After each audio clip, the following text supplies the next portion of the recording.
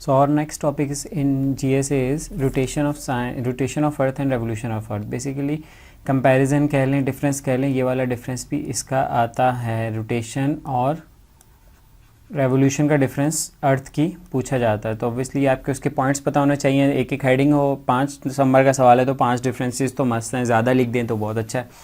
तो सबसे पहले देखते हैं कि मीनिंग क्या होता है। बेसिकली आपने यूँ ही हेडिंग डालनी है, मैं बता रहा हूँ, जैसे मैंने यहाँ तो एक वन पॉइंट्स बनाए हैं, आपने इसको थोड़ा सा एक्सप्लेन करना है और पॉइंट्स भी प्रॉपर तरीके से हेडिंग डाल के मीनिंग और उसके नीचे डेफिनेशंस लिखनी है। यहाँ पे सबसे पहले मीनिंग देखते हैं। रोटेशन ऑफ अर्थ क्या है? रोटेशन ऑफ अर्थ क्या है, मीनिंग देख रहे हैं। Rotation is spinning eight its own axis. Simple, आपको ये बात पता है, लेकिन आपने यहाँ पे एक्सप्लेन डिफाइन करना है थोड़ा सा एक लाइन के अंदर कि rotation is basically the spinning of a planet again on its at its own axis. And revolution is movement of the earth around the sun. ये movement of planet around the sun के इसको आप revolution बोलते हैं, ठीक है। सन के इर्द गिर्द जो रेवोल्यूशन, वो रोटेशन कर रहा होता है, रेवोल्यूशन कर रहा होता है ना अर्थ, उसको आप क्या बोलते हैं? Revolution of earth. ये तो इसका मीनिंग हो गया। अब अगली हेडिंग आप डालेंगे टाइम।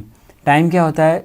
अर्थ कंप्लीट्स फर्स्ट वन रेवोल्यूशन। एक रेवोल्यूशन कवर रोटेशन कंप्लीट करता है एक दिन के अंदर, जिसको हम कहते हैं 23 आवर्स 56 मिनट्स एंड 4 सेकेंड्स। ठीक है, ये पता होना चाहिए, एग्जैक्ट एक्यूरेट पता होना चाहिए, ताकि आप डिफ्रेंशिएट कर सकें बाकियों से।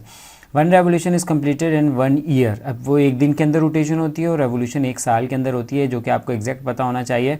365 days 5 hours 48 minutes and 46 seconds. 365 days 5 hours 48 minutes 46 seconds, ये लाजमी पता होना चाहिए। इसके बाद नेक्स्ट है कि इफेक्ट्स क्या होते हैं। इफेक्ट्स का आपको पता होना चाहिए। रोटेशन ऑफ अर्थ के इफेक्ट्स क्या होते हैं और रेवोल्यूशन ऑफ अर्थ के इफेक्ट्स क्या होते हैं।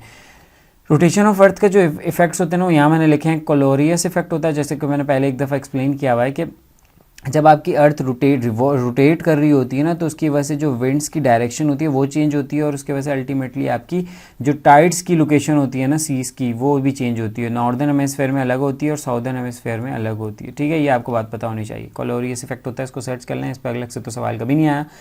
अगला दूसरा इफेक्ट रोटेशन ऑफ अर्थ का होता है डे एंड नाइट चेंज। जो नाइट टू डे चेंज होते हैं, ऑब्वियसली सबको पता ही कि वो इस वजह से होते हैं। डॉन एंड डस्क भी इसी वजह से होता है, और टाइड्स की जो वो चेंजिंग, वो टाइड्स होती है ना जो ग्रेविटेशनल पुल की वजह से होती है, वो भी रोटेशन ऑफ अर्थ का ही इफेक्ट होती है। अच्छा, रेवोल्यूशन ऑफ अर्थ का जो इफेक्ट्स होते हैं ना, वो सबसे पहले होता है फॉर्मेशन ऑफ सीजन। सबसे इंपॉर्टेंट यही है कि सीजन्स फॉर्म जो होते हैं ना, ओवरऑल हमारे साल के अंदर जो सीजन्स चेंज होते हैं, ऑटम समर स्प्रिंग वगैरह, वो आपके रोटेशन ऑफ अर्थ का इफेक्ट होता है। जिसके अंदर क्यों वो होता क्यों है, यहाँ लिखा हुआ है कि वो होता ये है कि हमारी जो अर्थ है ना, बेसिकली वो इस तरीके से है, टिल्टेड है, 23.5 डिग्रीज टिल्टेड है, ठीक है अर्थ।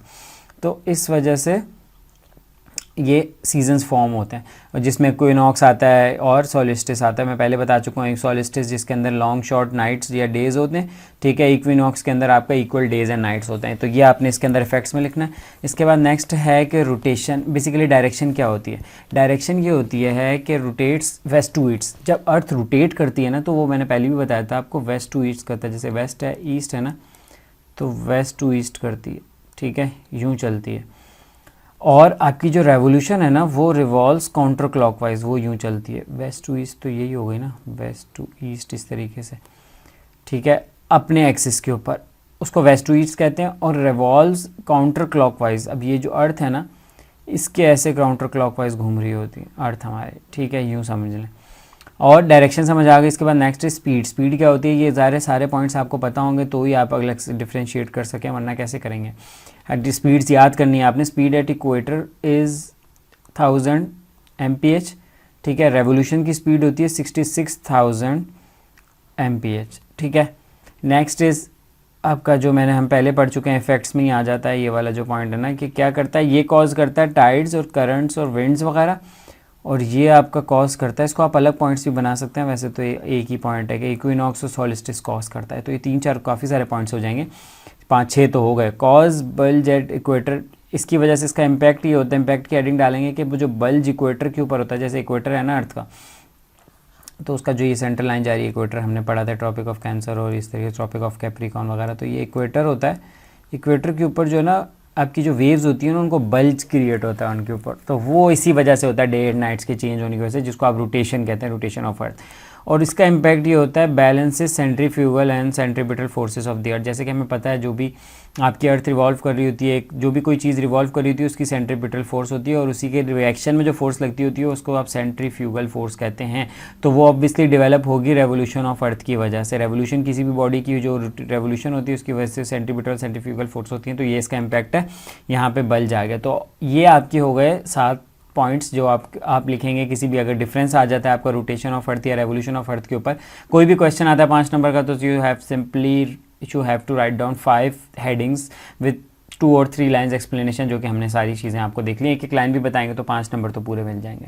तो थैंक यू सो मच।